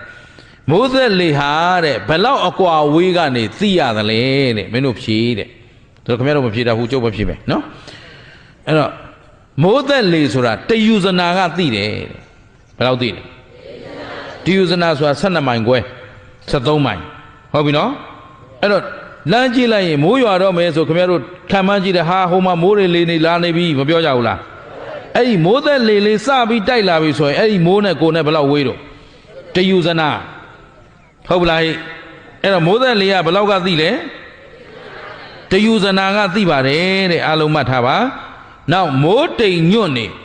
မိုးတိမ်ညွန့်နေတခါတည်းမဲနဲ့တက်လာတာတွေမတွေ့ရဘူးလားအဲ့ဒီမိုးတိမ်မဲကိုဘယ်တော့အကွာဝေးကမြင်ရသလဲဟေးတဲ့မေးတယ်3ယူဇနာကမြင်ရပါတယ်ဘယ်ကမြင်လဲစနစ်3လီ36မိုင်အဝေးကမိုးတိမ်ကိုစပြီးမြင်ရနိုင်တယ်ဟုတ်ပလားဟဲ့မိုးတိမ်ညွန့်ကိုဘယ်တော့ကွာဝေးကမြင်ရတယ်3ယူဇနာနောက်လျှက်စီးလျှက်ပန်းလွတ်တာတွေရောတွေ့ဘူးလားအဲ့ဒါဘယ်တော့ကွာဝေးကမြင်ရသလဲတဲ့4ယူဇနာတဲ့ဘယ်လောက်လဲစနစ်4လီ48မိုင်50ပတ်လည်လောက်ကလျှက်စီးလက်တာကိုလှမ်းပြီးတော့မြင်ရတယ်ဟုတ်ပလားဟဲ့အဲ့တော့လျှက်စီးလက်တာဘယ်လောက်ကတွေ့ရတယ်4ယူဇနာကတွေ့ရတယ်မိုးချင်းတန်ကိုဘယ်လောက်ကရရသလဲဆိုတော့1ယူဇနာကကြားဘယ်လောက်ကကြားရတယ်ကဲမင်းတို့အားလုံးဒီပုဂ္ဂိုလ်တွေဟာတကယ်မိုးရေဆိုစွတ်ပြီးတော့ရွှွန့်ပွက်တွေနဲ့လာတာဆိုရင်ငါတို့အနီးနားမှာရှိနေရမယ်အဲ့ဒီမိုးကဟုတ်ပြီနော်ခုဒါဖြင့်မင်းတို့မိုးသက်လေကိုခံစားရသလားတဲ့ခံစားရလားမိုးတိမ်ကိုမြင်ရသလားလျှက်စီးလက်တာရောနောက်မိုးရဲ့အငွေ့အသက်ကိုရပြီလားမရသေးဘူးတဲ့ဒါဖြင့်မိုးရွာတယ်ဆိုတာဖြစ်နိုင်ပါမလားဟိုဘက်ရွာမှာမိုးရွာနေဒီဘက်မှာမိုးလေငွေ့မိုးငွေ့လေးတော့လာရမယ်အဲ့တော့မိုးသက်လေရောလာသလားအဲ့တော့ဒါဖြစ်ရင်ဒီမိုးရွာတယ်ဆိုတာဖြစ်နိုင်သလားဒီတဲ့သေချာအောင်ပြောမယ်တဲ့မင်းတို့ကသတိမထားမိလို့အဲ့ဒီလူတွေမှာလူရောနွားရောလှဲရောလာကြတာနေရောင်ထဲမှာဘာမထွက်ဘူးတော့အရေးမထွက်ရင်ဘာတော့ဘလူးသေးရဲ့မှတ်သားထားရှင်းပြီနော်အဲ့တော့ဒါတွေကဘလူးတွေဆိုတော့မှအလုံးလန့်သွားတယ်ဒါဖြင့်မင်းတို့ငါပြောတာယုံမလားယုံပြီအလုံးလက်ခံသလားလက်ခံတယ်ဒီလိုပြောမှနှုတ်မရင်ဆရာမသိအောင်နောက်ကခိုးပြီးဟိုကဖောက်ချဒီကဖောက်ချလှုပ်ချင်လှုပ်နေဦးမှာကိုဟုတ်ကဲ့မလားအဲ့တော့အလုံးညီညွတ်ဖို့အလုံးသိဖို့လိုအပ်မလို့အသိဉာဏ်ညီညွတ်သွားပြီအလုံးပြည့်စုံသွားပြီဆိုမှလဲကုန်တယ်မှုကကဲခီးဆက်ကြစို့ငါပြောတဲ့အတိုင်းသွားဆိုခီးဆက်ပြီးတော့အိတ်တော့မယ်ဆိုတဲ့အချိန်မှာလဲဘာလို့တလဲဆိုတော့ကဲတို့နားတော့မယ်ဆိုတဲ့အချိန်မှာဒါဟာဘလူးတွေနေတဲ့ကန္နာယဆိုတာသေချာသွားပြီဖြစ်တဲ့အတွက်ငါပြောတဲ့အတိုင်းစနစ်တကျအိပ်ပါအလဲကောင်းမှနားဖို့နေရာကိုအဝန်းဝိုင်းကြီးလှုပ်လိုက်ပြီးတော့အလဲကောင်းမှအားအနည်းဆုံးလူအလဲကောင်းမှထားမယ်တော့အဲ့တော့သူတို့အဖွဲ့ထဲမှာအားအနည်းဆုံးကဘာဖြစ်မလဲအားအနည်းဆုံးကဘာဖြစ်မလဲခင်ဗျားတို့မေးတတ်အောင်လို့နော်နည်းနည်းစဉ်းစားတတ်အောင်လို့နော်ဒီကုံတယ်တွေဘာနဲ့သွားတော့နွားလဲနဲ့သွားတယ်ဟုတ်တယ်နော်ကဲလူနဲ့နွားဘယ်သူကအားနဲ့ဟေးနွားမှတ်ထားနော်နွားမှာအသိဉာဏ်မရှိဘူးလူတွေခိုင်းတယ်လို့သွားတာသူတို့မှဆုံးဖြတ်နိုင်စွမ်းမရှိဘူးတိုက်ခိုက်နိုင်စွမ်းကောမရှိတော့အားအနည်းဆုံးဒီနွားမပါဘဲနဲ့ရောဆက်သွားလို့ရမလားဒါဖြင့်အလဲကောင်းမှဘယ်သူထားမလဲမှတ်ထားကြဟုတ်ပလားနွားချမ်းမြင်သွားတော့အခုခံရတာပေါ့ကွာဟုတ်ပလားနွားသိမှမသိပဲခေါ်လိုက်သွားမှာပေါ့ရှင်းမနော်အဲ့တော့အလဲကောင်းမှဘယ်သူထားနွားအသက်နည်းနည်းကြီးပြီးတော့နော်အသက်ကြီးတဲ့လူငယ်တဲ့လူအင်အားသေးတဲ့ပုဂ္ဂိုလ်ကနွားပတ်လေဝိုင်းပြီးတော့မှအရွယ်အားကောင်းမောင်းတန်တွေကအပြင်ဆုံးစီဝိုင်းကနေနေပြီးတော့မှသတ္တိလည်းရှိဗျတ်တိလည်းရှိခွန်အားပလလည်းပြည့်စုံဉာဏ်ပညာလည်းကြီးမားတဲ့လူတန်ကြီးတွေကအကုန်လုံးဘေးမှာမတ်တရက်ပြီးတော့အချိန်ပြည့်စောင့်ရတယ်ဟုတ်ကလားဒါဖြင့်စနစ်တကျစီမံကန့်ကွက်မှုမရှိဘူးလားအဲ့တော့အချိန်ပြည့်တန်လျက်ဓာတ်ကိုကင်ပြီးတော့ခွန်အားပလနဲ့ပြည့်စုံတွေကစောင့်ချက်နေတယ်အဖွဲ့အစည်းကိုလည်းစနစ်တကျဖွဲ့စည်းထားတဲ့အတွက်ဘယ်အန္တရာယ်ရန်သွယ်မှလာလို့မရအဲ့တော့ရှေ့လူတွေကဘာသာဖြစ်သွားတော့ဘလူးစာဖြစ်သွားတယ်နောက်လူတွေနာဘလူးတောင်မကတ်နိုင်ရှင်းမလားဟဲ့အဲ့တော့ဘလူးမကတ်နိုင်တော့ဘလူးတွေကမစားရတဲ့ဒီတိုင်းပဲချောင်းကြည့်ပြီးမစားရဘူးနောက်တနေ့ခရီးဆက်တဲ့ခါမှာအရင်လူတွေကြံရစ်ခဲ့တဲ့ဘာတွေတွေ့လှဲတွေတွေ့တယ်ဘာတွေတွေ့တော့လှဲတွေရောကုံစီတွေရောအကုန်မတွေ့ရဘူးလားတွေ့ရတော့မှဘုရားလောင်းကကဲတွေ့လားဟေးတဲ့အကြံသာရှိဟုတ်ပြီနော် ဗါတဲ့ခင်ဗျားတို့ကပြောပါတယ်ငှက်ပြန်ရင်သေးလူကြံနေပေမဲ့ဉာဏ်မရှိအလားပဲဟုတ်ပလားအကြံနဲ့ဘာနဲ့တွဲရမလဲအဲ့တော့ဉာဏ်ရှိဖို့ဆိုတာအတိဉာဏ်မရှိပဲရမလားလာတာကိုကအတိဉာဏ်အတိမရှိပဲနဲ့ဉာဏ်ဖြစ်မလားဒါကြောင့်ဗုဒ္ဓဘာသာဝင်တိုင်းဟာတစ်ဘာလို့ရမလဲမြတ်စွာဘုရားရဲ့အဆုံးအမတရားကိုမေ့သွားပြီကျုပ်သိတယ်တရားပြီးတော့မှရှေ့ကပြောခဲ့တာမေ့သွားပြီဟင်ဘာလို့ရမလဲမြတ်စွာဘုရားရဲ့အဆုံးအမတရားကိုသိအောင်လုပ်ရမယ်အခုတန်တရားတစ်ခွင်လုံးခင်ဗျားတို့ဒုက္ခရောက်ခဲ့တာသိလို့လားမသိလို့လားကြည့်မသိတာကတန်တရားမှာမသိချင်းကောင်းဆောင်ခဲ့တဲ့အတွက်အဝိဇ္ဇာပစ္စယသင်္ခါရဆိုခေါင်းဆောင်ကောင်းလားခေါင်းဆောင်ညံ့လားယုံညံ့တဲ့အဝိဇ္ဇာခေါင်းဆောင်ထားတဲ့အတွက်ဘာသစ္စာရတော့အခုခင်ဗျားတို့ချမ်းသာနေလားဆင်းရဲနေတာအခုခန္ဓာဘယ်နှပါအိုနာသေးနဲ့လွတ်သလားအမွဲအကွဲနဲ့ရောခုခင်ဗျားတို့စီစိန်ခင်ဗျားတို့ပိုင်သလားခင်ဗျားတို့သားသမီးရောခင်ဗျားတို့ပိုင်သလားအဲ့တော့မပိုင်တာတွေရနေတာသိခဲ့လို့လားမသိခဲ့လို့လားမသိတာကရမ်းလောက်တာကအဲ့တော့ခင်ဗျားတို့ခေါင်းဆောင်ကောင်းနဲ့တွေ့ကြတာလားခေါင်းဆောင်ညံ့နဲ့တွေ့ကြတာလားတွေ့ရတော့တန်တရားလုံးပါသစ္စာရတော့ကျင်းသလားဒါဖြင့်အခုသိအောင်လုပ်တယ်မလုပ်တယ်အဲ့တော့အသိဉာဏ်မရှိဘဲနဲ့တန်တရားကလွတ်ချင်လို့မရဘူးပြစ္ဆုတ်ပံအကျိုးစီးပွားရခြင်းလို့ကျင့်သလားခုမြတ်စွာဘုရားရဲ့အဆုံးအမသာသနာဘယ်နှရရှိတယ်သာသနာ3ရပ်ပါတယ်လေ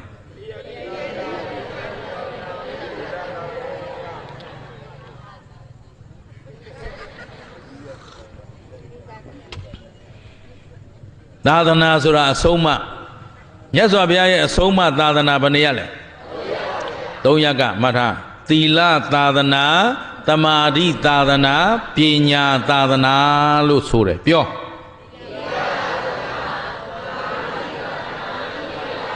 သာသနာဘယ်နှရလဲနောက်ကမှတ်ထားသာသနာ3ရပ်လို့ပြောရင်ဘာဖြစ်မလဲသီလသာသနာသမာဓိသာသနာပညာသာသနာပရိယတ္တိပရိပတ်တိပရိဝေဒဆိုတာအဲ့ဒီသီလသမာဓိပညာသိက္ခာ3ရပ်ကိုပရိယတ္တိသိအောင်လုပ်တာပရိပတ်တိဆိုတာကျင့်တာပရိဝေဒဆိုတာဆောင်းတာမှတ်ထားအဲ့ဒါသာသနာပြုနည်းပရိယတ္တိသာသနာပရိပတ်တိသာသနာပရိဝေဒသာသနာဆိုတာသာသနာပြုနည်းဟဲ့သာသနာ3ရပ်လို့ဆိုရင်သီလသာသနာသမာဓိသာသနာပညာသာသနာဒီ3ရပ်ကိုသာဖြေရမယ်ရှင်းမလားဒါဖြင့်အခုခင်ဗျားတို့မြတ်စွာဘုရားအဆုံးအမအတိုင်းဆိုတရားဘယ်နှပါးနဲ့နေရဘာလဲသီလ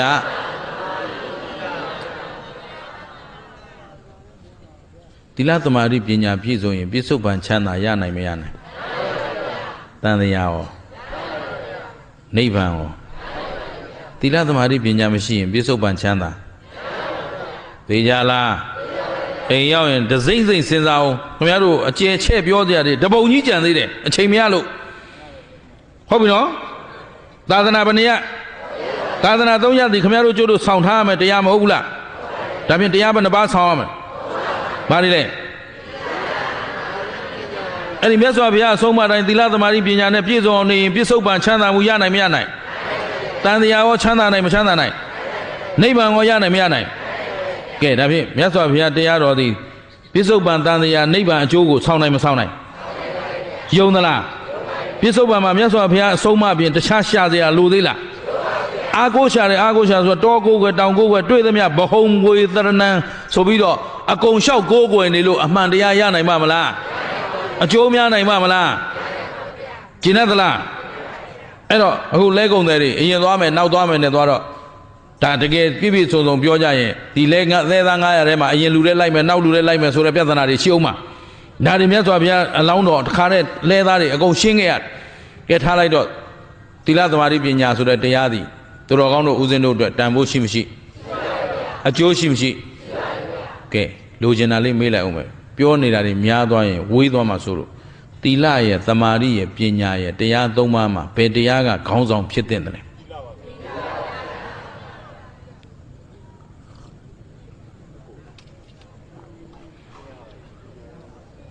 သီလရဲ့တမာတိရဲ့ပညာရဲ့ခေါင်းဆောင်ဆိုတာတယောက်တည်းပဲထားရတယ်ဟဲ့ငဘောတွေရဲ့နော်ခေါင်းဆောင်၃ယောက်လုံးထားရံဖြစ်ကုန်မှာပေါ့နော်နင်တို့ဦးကြောင်ကြဗမာပြည်မှာပဲသမရ၃ယောက်ရှိတာသူများနိုင်ငံမရှိဘူးပြောလန့်သွားပြီလားဒါမှအိတ်ရှင်ပြေမှာပေါ့သီလရဲ့တမာတိရဲ့ပညာရဲ့ဘယ်သူခေါင်းဆောင်ဖြစ်တဲ့လဲသီလဆိုတာဘာလို့တာလဲ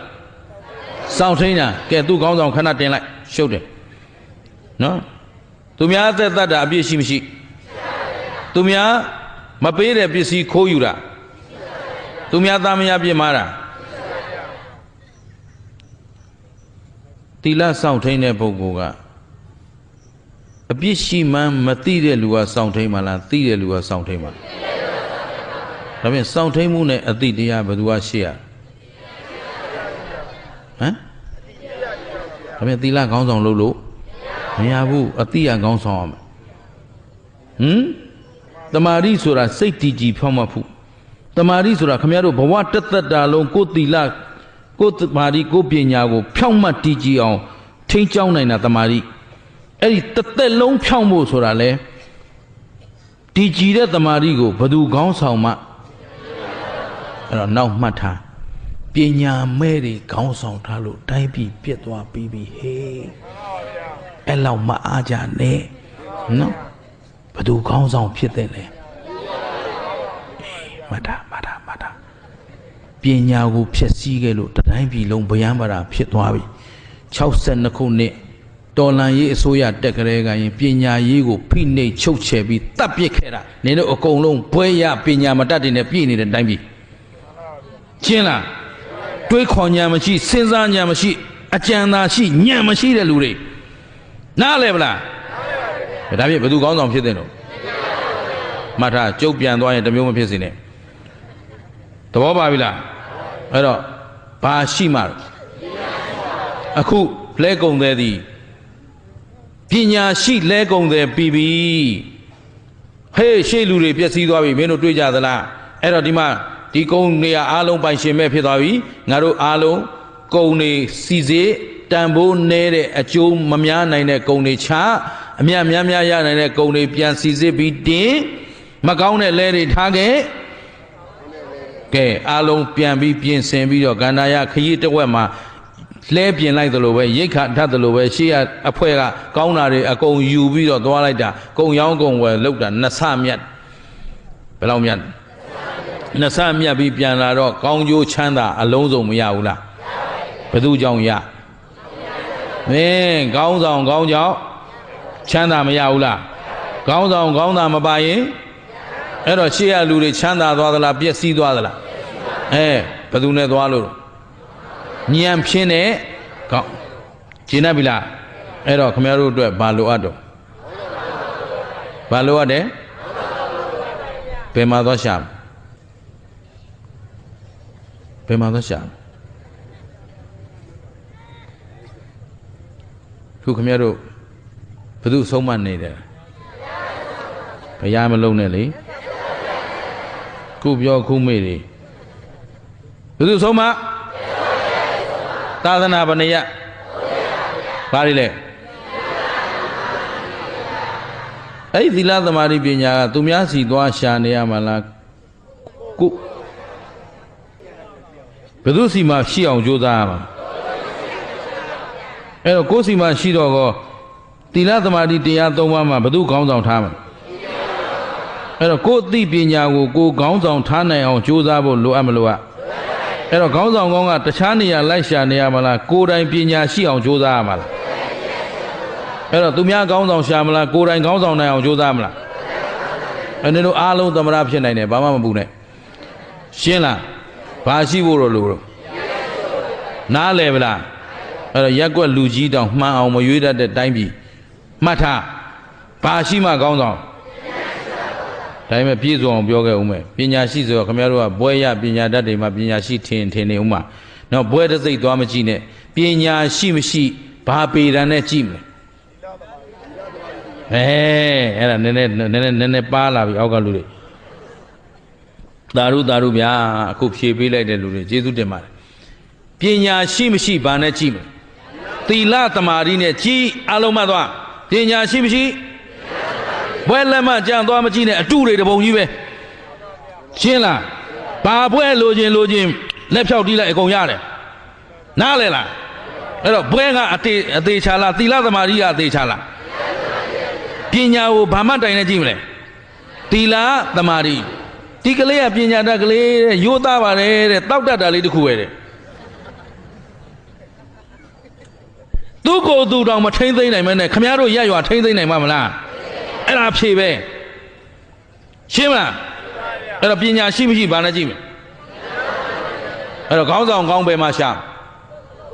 ကိုယ်တန်တန်မှာရှာဘာကိုခေါင်းဆောင်ထားမလဲနောက်လိုက်ကဘယ်သူနဲ့ဘယ်သူသီလသမာဓိမပါဘဲနဲ့ခေါင်းပညာရှိကိုပညာရှိလို့သုံးသပ်လို့အဲ့တော့ပညာတစ်ခုတည်းယက်တီလို့လဲကျင့်တတ်ပြီလားစာတွေဘလောက်တတ်သီလသမာဓိကိုမြင့်မအောင်မထိန်ကြောင်းနိုင်ရင်ဒီပုဂ္ဂိုလ်ကိုပညာရှိလို့ပြောလို့အဲ့တော့ဘွဲရတာပညာရှိလားသီလသမာဓိပြည့်စုံမှပညာရှိလားနားလဲပြီလားခေါင်းဆောင်ကောင်းမှချမ်းသာရတယ်ပြန်ပြောဩသာဩနေသူ့များအားကိုးရမလားမေးတလွဲကြီးပဲပြန်ပြောခေါင်းဆောင်ကောင်းမှချမ်းသာရမယ်မပြောဘူးလားအဲ့တော့ခေါင်းဆောင်ဘယ်မှာရှိတယ်ဘာကိုခေါင်းဆောင်ပညာကိုခေါင်းဆောင်ထားမယ်အခုလှဲမှုကြီးအောင်မြင်သွားတာဘာရှိလို့ပညာရှိတော့အကြံလဲရှိတယ်ဉာဏ်လဲရှိတယ်အကြံနဲ့ဉာဏ်နဲ့ပေါင်းစပ်နိုင်မှ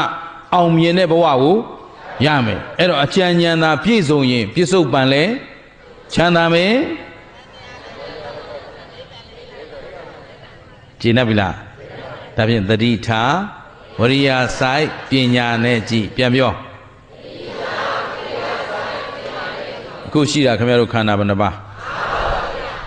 မြဲသလားမမြဲဘူးလားမြဲပါဘူးဗျာကိုယ်ပိုင်သလားမပိုင်ဘူးလားပိုင်ပါဘူးဗျာဒါဖြင့်ဒီခန္ဓာကိုယ်ကြီးမှာငါကိုငါဟာဆိုတာဒါဖြင့်ငါဥစ္စာရောမရှိရင်လောကမှာပိုင်တာပါရှိတော့အဲ့တော့စီးစိမ်ဥစ္စာရခြင်းဟာပြည့်စုံခြင်းလားယာရုဂုံသိင်္ဂပြည့်စုံခြင်းကိုပေးနိုင်သလားခင်ဗျားတို့ဘဝအတွက်ပြည့်စုံခြင်းဟာသီလလောကမှာကိုယ်ပိုင်တရားဟာသီလသမာဓိပညာမှတပါအခြားမရှိရှင်းသလား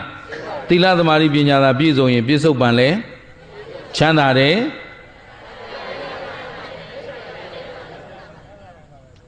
ခေါင်းစဉ်ကခေါင်းဆောင်ကောင်းမှအဲ့တော့ကိုယ်တဏ္ဍာမှာဘာပြည့်စုံအောင်လုပ်အလိုလိုပြည့်စုံမှလားအာထုတ်ယူရမှာအာထုတ်တော့နံပါတ်1မြတ်စွာဘုရားရဲ့အဆုံးအမတရားကိုသိအောင်လုပ်ရဟုတ်ကလားသိနေုံနဲ့လုံလောက်ပြီလားလုံတော့သိသည်တရားအတိုင်းလိုက်နာကျင့်ဆောင်ရဒါလေးနှစ်ခုမှတ်သားထားဖို့လိုအပ်မလို့အဲ့တော့ခေါင်းဆောင်ကောင်းဖြစ်ဖို့ဆိုရင်နံပါတ်1မြတ်စွာဘုရားရဲ့အဆုံးအမတရားကိုသိအောင်လုပ်ရပါမယ်ဗျာကဲအားလုံးတရားပွဲသိမ့်တော့မှာပါတက်ညီလက်ညီဖြေလိုက်စမ်းပါအားလုံးခင်ဗျားတို့ကျိုးတို့အတွက်ဘာလုပ်သင့်တော့နံပါတ်1သိအောင်လုပ်အောင်သိနေုံနဲ့လုံလောက်ပြီလားအဲ့တော့နံပါတ်2ကသိသည်တရားအတိုင်းလိုက်နာကျင့်ဆောင်ရပါမယ်ဗျာအဲ့ဒီတိုင်းနာကျင့်ဆောင်ရင်သီလသမာဓိပညာပြည့်စုံမှုရနိုင်မရနိုင်ရနိုင်ရင်ကိုယ့်ဘဝရဲ့အရှင်သခင်ကဘာလို့လဲကိုယ်တိုင်ပဲကိုယ့်ဘဝရဲ့ခေါင်းဆောင်ကရောကိုယ်တန်တရားရဲ့ခေါင်းဆောင်ကရောဒါဖြင့်သူများအားကိုးမလားကိုအားကိုးမလားအတ္တဟိကျင့်တတ်ပြီလားသဘောပေါက်ပြီလားအဲ့တော့ကိုယ်ပိုင်ပညာမရှိဘဲနဲ့ကိုယ့်ဘဝလမ်းဖြောင်းတန်းအောင်သွားလို့ကျင့်တတ်ပြီနော်အဲ့တော့ခေါင်းဆောင်ကောင်းရင်ချမ်းသာရတယ်ပြန်ပြောအဲ့တော့ယုံညံ့တဲ့ခေါင်းဆောင်နဲ့တွေ့တော့အားလုံးပြည့်စည်ခြင်းနဲ့မကြုံရဘူးလားအဲ့တော့တို့တွေခေါင်းဆောင်ကောင်းတဲ့ထာဝစဉ်အောင်မြင်နိုင်အောင်ကြိုးစားကြဖို့လိုအပ်မလိုအပ်ကဲကြိုးစားခြင်းနဲ့ဆိုရင်သတိထားဘသူကိုဘသူကြည့်မယ်ကိုကြည့်တော့ယုတ်တရားနဲ့ယုတ်ကောမြဲသလားနံကော လောကမှာမြဲနေတာဘာရှိတော့အဲ့တော့မမြဲတဲ့တရားသည်ချမ်းသာသလားဆင်းရဲသလားဆင်းရဲသောတရားသည်အတ္တလားအနတ္တလားဒါဖြင့်ငါကိုငါဟာငါဥစ္စာလို့ဆိုစရာမရှိဘူးဆိုလောကမှာတတ်မဲ့စရာပစ္စည်းဥစ္စာလည်းမရှိဘူးသဘောပါသလားပွယ်ထူးဂုံထူးတွေရောကိုချမ်းသာကိုပေးနိုင်သလားတကယ်ကိုချမ်းသာအစစ်ပေးနိုင်တာကသီလမှတ်မိပြီလားဒါဖြင့်ပညာရှိပြီးကိုဘဝအတွက်အနှစ်သာရကိုရအောင်ယူနိုင်ကြရင်တို့တွေချမ်းသာရနိုင်မရနိုင်ဒါဖြင့်သတိထားဝရိယဆိုင်ပညာနဲ့ကြည့်ဘသူကိုဘသူကြည့်မယ်သူတို့ကလက်ဝေဖန်မို့လားကိုဝေဖန်မို့လားဝေဖန်မှုကြည့်လိုက်တော့ခန္ဓာဘယ်နှပါဘာသစ္စာသိတဲ့ဉာဏ်ကသိတာကနောက်ခန္ဓာမလာတာကသစ္စာလေးချက်သာကြိုက်ကြိုက်ရင်နောက်မှာချွတ်ယွင်းတိမ်ဆောင်းတဲ့ဘဝတွေရเสียအကြောင်းတန်တရားမှာလည်းဆင်းရဲเสียအကြောင်းမရှိတော့ရင်တန်တရားဒုက္ခကမလွတ်ဘူးလားမလွတ်လို့မချွတ်တန်တရားကိစ္စကလွတ်လို့ချွတ်ယွင်းပြက်ပြားခြင်းမရှိတာကိုအပန္နကလို့ခေါ်တယ်နော်ဘဝတန်တရားချွတ်ယွင်းပြက်ပြားရင်ပန္နကတဲ့တန်တရားမှာနှင်မွန်းရမယ်အဲ့တော့ဒါကြောင့်အပန္နကဇတ်တော်ကဏိကုံးချုပ်ရရင်ကိုသီလသမာဓိပညာသာလျင်ကိုရဲ့တကယ်အဓိကခေါင်းဆောင်ကောင်းပဲလို့မှတ်ယူပြီးတော့ပြန်ညာ